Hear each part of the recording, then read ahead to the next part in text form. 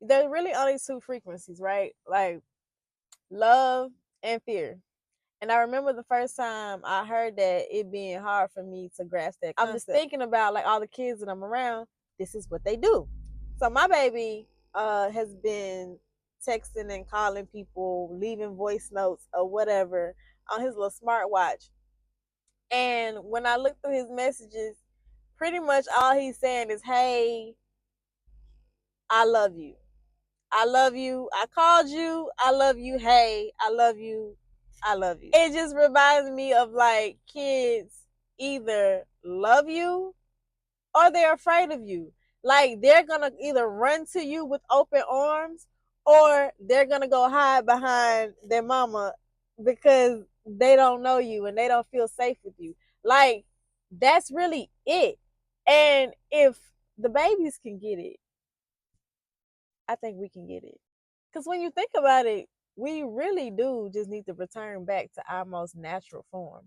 Like when you really think about the way babies and young children learn and obtain knowledge and how they function and how they flow, like they are at their most natural state and also their most spiritual state. So I think we need to imitate children. I think we need to let the children speak more. I think we need to observe more of what they're doing, listen to what they're saying, because they're the purest form of love. They're the purest form of fear. They're the purest form of whatever they see and absorb around them. So, like, you can really take a good inventory over your life, your environment, your situation by how the children are acting in that environment and in that situation. You can tell what that space needs by how the children are reacting in that situation.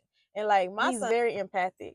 And I'm just now realizing how much of other people's energy he takes on.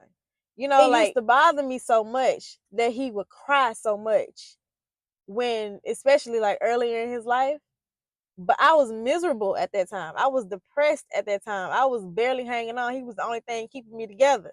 And then he would cry all the time. It was crazy. He was taking on my energy. The happier I am, the happier he is. But by the same token, he also still takes on other people's energies when we go anywhere. If they're super hype, he's super hype.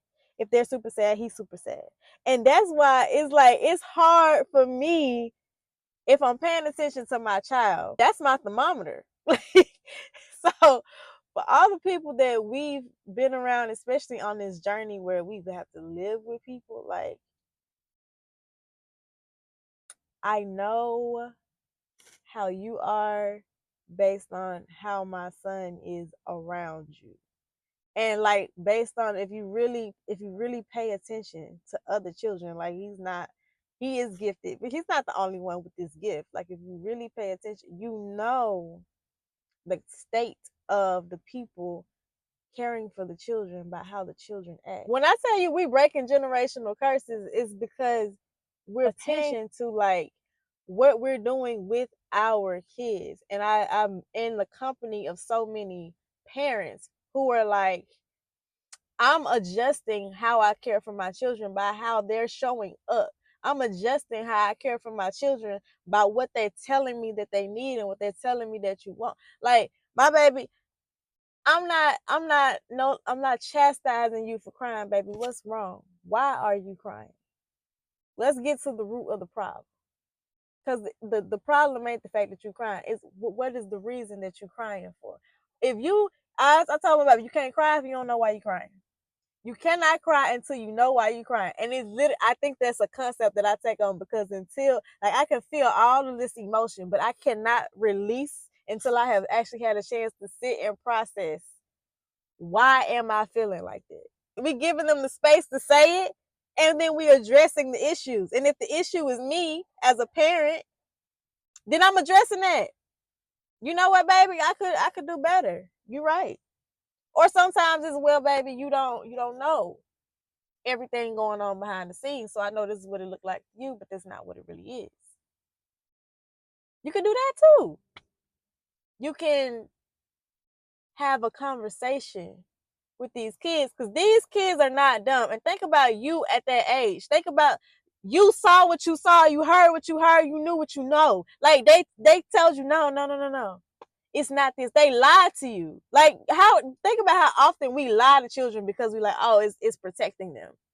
But what it's teaching them is not to believe what they see. What it's teaching them is not to believe what they hear. I saw you, I heard you, and then you're going to tell me you didn't? Or I know that this means that and this means that, but you're going to tell me it's not. If your kid knows Santa Claus ain't real, stop being like, no, baby. No, just, you're right, you figured it out. Why do we lie to kids about stuff? It teaches us not to trust ourselves. It teaches us not to trust our own thoughts. No, baby. I'm going to let my son say what's on his mind. I'm going to tell him, hey, bro, you might want to watch your tone. I'm going to tell him, hey, let's not use that word. Or let's say, but go ahead and say it. Because there's truth in what you're saying. There's truth in what you're feeling. And your feelings and your opinions are valid. Even if I don't necessarily like how you're saying it. Watch who you talking to. But go on, say what you said. You know what I'm saying? I know it's a little unconventional, but like, we are raising free people. And we were not allowed to do that because having an opinion was perceived as backtalk. Okay, so we know better now. Let's do better. Let's not reiterate the things that we were taught, because when we're talking about generational curses, there's been this conditioning started generations ago. So this is not an attack on any generation, but it is a responsibility for this one to do better than the last. We all have that responsibility.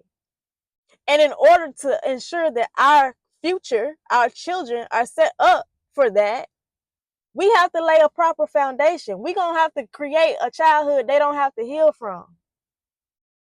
How much time are we wasting in our adult lives healing to get to the point where you can be free to create and to live the life that you actually want? Because you got to heal from the trauma. Let's not have it. Let's skip that part. And the way you do that is doing the inner work. It's focusing on yourself. It's being a healed person yourself, because the more healed you are, your kids are going to radiate everything that you are. They are a reflection of you. They are a reflection of their environment. So you will know your state by the state of your children.